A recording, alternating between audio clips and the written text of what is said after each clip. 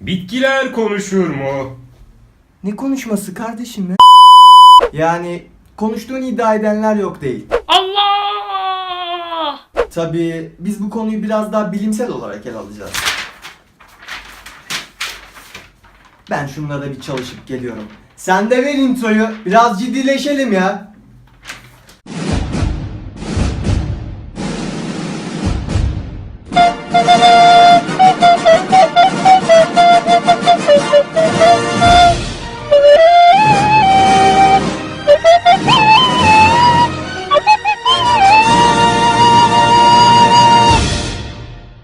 Pek çoğunuz bir insanın çiçeklerle konuştuğuna şahit olmuşsunuzdur.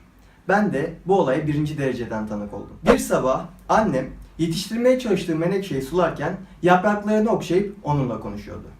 Bunun sebebini sorduğumdaysa şu yanıtı aldım. Bitkilerle sohbet edip onlarla ilgilenmezsen onlar da sana güzel yüzünü, çiçeklerini göstermezler.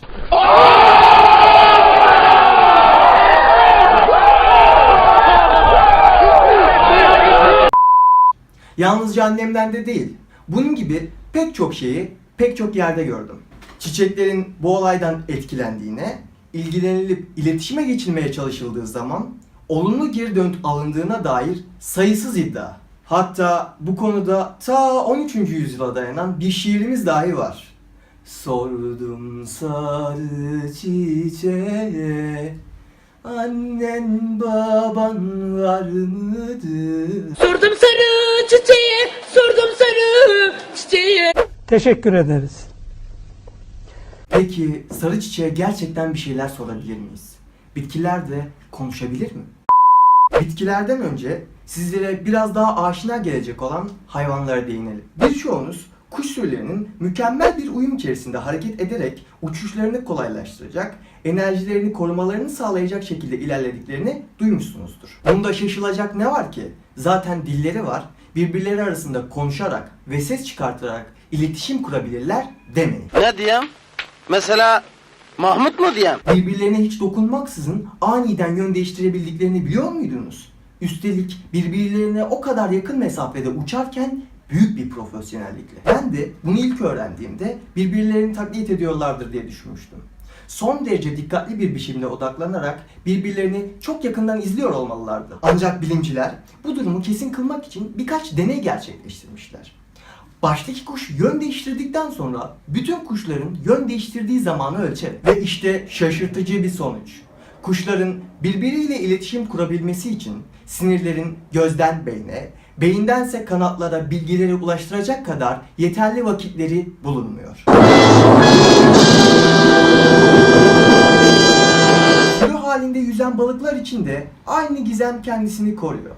Araştırmacılar çok şaşırtıcı sonuçlar içeren birkaç deneyde bulundular. Deneyler sırasında görmesi engellenen balıklar sürü içindeki yerlerini aynen koruyarak kusursuz bir biçimde sürüyle birlikte yüzmeye devam edebilmiş. Buna da suyun içinde diğer balıkların yarattığı akımlardan, titreşimlerden faydalandıklarına dair antitezler geliştirilmiş. Ancak araştırmacılar buna karşın balıkların işitme sinirlerini kesmişler ve yüzüşlerinin diğerleriyle hala kusursuz bir uyum içerisinde olduklarını görmüşler. Çok klasik bir örnek daha.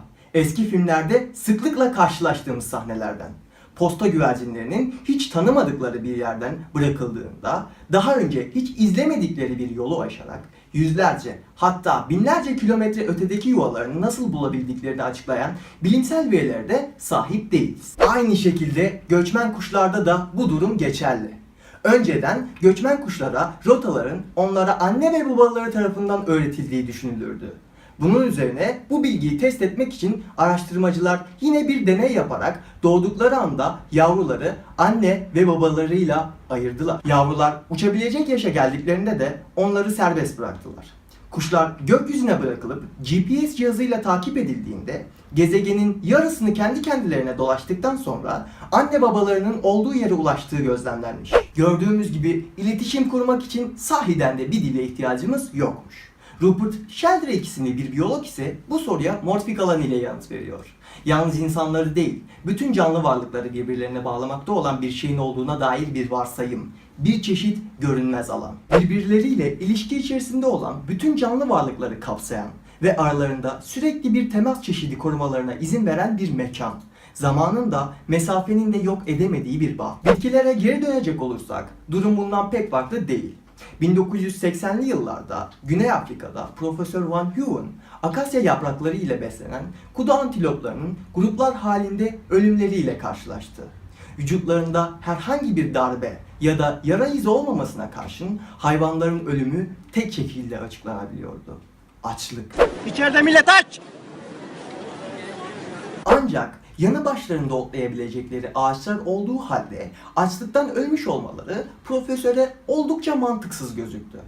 Ölü hayvanlarda yaptığı otopsilerden sonra Profesör Van Huven, midelerinde yüksek tanin oranları dolayısıyla sindirilmemiş çok büyük miktarlarda yapraklar buldu. Araştırmalar devam etti. Kudu antiloplarının akasyalarla beslenmesi bilinen bir durum iken ne oldu da bu bitkiler bu hayvanlara zarar verir hale geldi sorusu sorulduğunda daha ilginç bir cevap buldu. Akasya ağaçları antilop türünün olduğundan fazla üreyerek kendi türünü tüketme konusundaki tehlikeyi hissettiğinde öncelikle yapraklarındaki tanin miktarını artırarak yaprakları sert ve acı hale getirmiş. Ancak antiloplar bu durumdan pek de rahatsız olmamış görünüyorlar ki yaprakları yemeye devam etmişler. Bunun karşısında da akasya ağaçları öz sularının içine zehir yaymışlar. Bu zamana kadar antiloplar için iyi bir besin olan akasya yaprakları birdenbire öldürücü hale gelmiş. Really, nigga? Fakat işin en şaşırtıcı kısmı ve bizim konumuzla alakalı olan kısmı bu değil. Akasya ağaçlarının bu tehlike ve tepki haberlerini birbirleri arasında ilettikleri konusunda şüphelere düşülmüş. Çünkü yaprakları yenmemiş halde olan ağaçlarda dahi yapraklar zehirli hale gelmiş. Daha detaylı bir araştırma yaptıklarında ise yanılmadıklarını anlamaları uzun sürmemiş. Bölgedeki bütün akasyaların yaprakları zehirli hale gelmiş. Buna antilopların beslenme alanlarının dışında bulunan, yani antiloplarla hiç temasları olmayanlar da dahil. Bu ağaçların bu tepkiyi vermeleri için hiçbir neden yokmuş. Tabii eğer birbirleri arasında bir iletişim kurarak uyarıda bulunmadılarsa. Bitkiler, hayvanlar, insanlar arasındaki bu esrarengiz iletişim hakkında morfik alanı, hormonları, çeşitli gazları içeren pek çok teori olsa da bilimsel olarak net bir sonuca an itibariyle ulaşabilmiş değiliz. Belki bitkiler ve hayvanlar bizim konuştuğumuz dilden anlamıyor olabilirler. Belki biz onların bize vermek istediği mesajları alamıyor olabiliriz. Ancak gerek birbirimizle gerekse her türün kendi arasında sessizce etkileşim halinde olduğu açık ve net. Bu yüzden tüm hayvanları, bitkileri ve dahi insanları sevelim. Onlara sevgimizi hissettirelim. Belki bu sayede doğa ana bize güzelliklerini daha fazla açar ve o görkemli dünyasına bizi cömertlikle davet eder. Victor Hugo da dememiş miydi? Doğa bizimle konuşur ama biz doğayı dinlemeyi bilmeyiz. Artık doğaya ses verme zamanı. Ne oldu, ciddileşemedik?